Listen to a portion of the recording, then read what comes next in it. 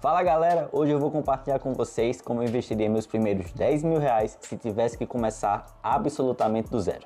Eu me perguntei se eu pudesse voltar no tempo com tudo o que eu sei hoje, o que eu faria de diferente. Então é exatamente isso que eu vou te mostrar. As 5 principais escolhas que eu faria para montar a minha primeira carteira de investimentos. Claro, aqui é considerando que eu voltaria no tempo apenas com conhecimento em investimentos e não sabendo, por exemplo, que o Bitcoin explodiu tanto, porque aí seria fácil e o vídeo acabaria aqui. Mas antes, um aviso, esse vídeo não é recomendação de compra ou venda, é apenas uma forma como eu estruturaria os meus investimentos, sabendo o que eu sei hoje. Você precisa avaliar o seu perfil de risco e tomar decisões que façam sentido para você. Primeiro, ETFs que seguem o S&P 500. Eu já falei aqui no canal, mas vale reforçar. O S&P 500 é o índice que reúne as 500 maiores empresas dos Estados Unidos. Estamos falando de Microsoft, Google, Amazon, Visa, Mastercard, Coca-Cola, as gigantes. Quando você compra um ETF que replica esse índice, como o IVVB11 aqui no Brasil, você está automaticamente se tornando sócio de todas essas empresas em uma única tacada. E por que isso é tão bom? Porque são companhias sólidas que já provaram sua força ao longo de décadas, já atravessaram crises e continuam crescendo. É como se fosse o hall da fama das empresas americanas. Quando comecei a investir, eu não sabia disso. Acabei colocando dinheiro em ações aleatórias, que estavam na moda na época, como a Magalu, a Taesa, entre outras. Resultado, perdi bastante dinheiro, principalmente com a Magalu, que despencou depois do hype. Se eu pudesse dar um recado pro sábio de 7 anos atrás, seria: invista logo em ETFs do S&P 500 e diversifica desde o começo. Segundo, focaria em tecnologia.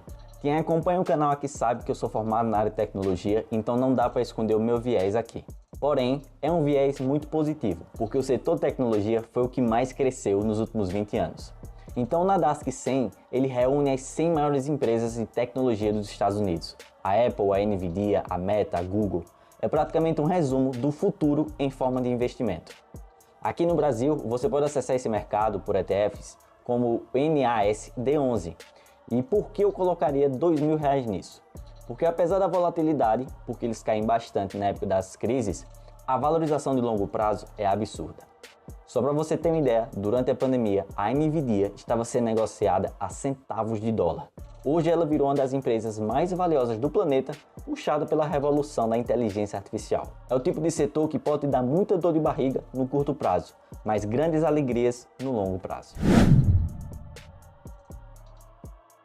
Em terceiro, ações e fundos que pagam dividendos.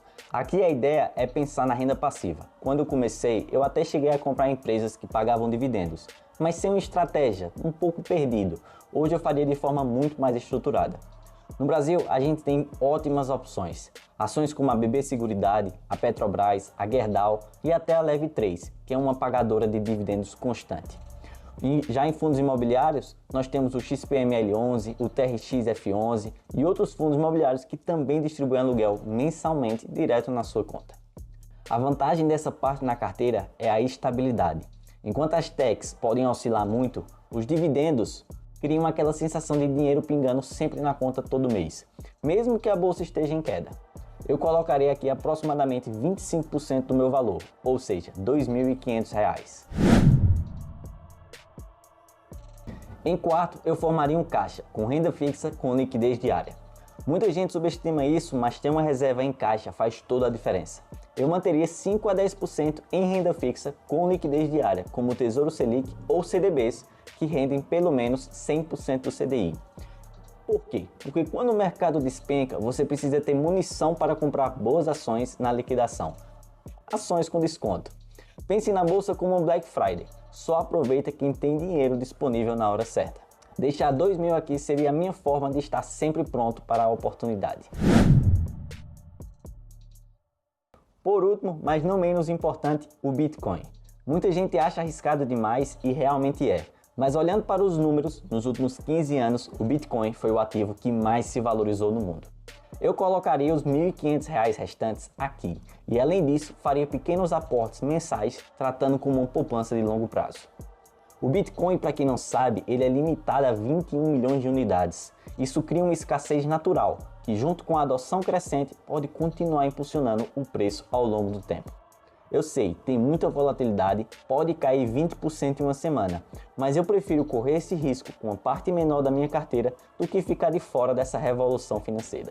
Então, recapitulando, se eu tivesse que investir meus primeiros 10 mil reais hoje, eu faria assim: 2 mil no S&P 500 através do IVVB11, 2 mil em tecnologia através do NASD 11, 2.500 em dividendos, focado ali tanto ações quanto fundos imobiliários, 2 mil em renda fixa com liquidez diária e 1.500 em Bitcoin.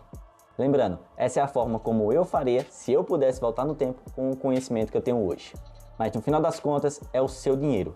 Não siga ninguém na internet sem antes estudar, sem antes entender o seu perfil de risco e montar uma carteira que te deixe confortável para o longo prazo.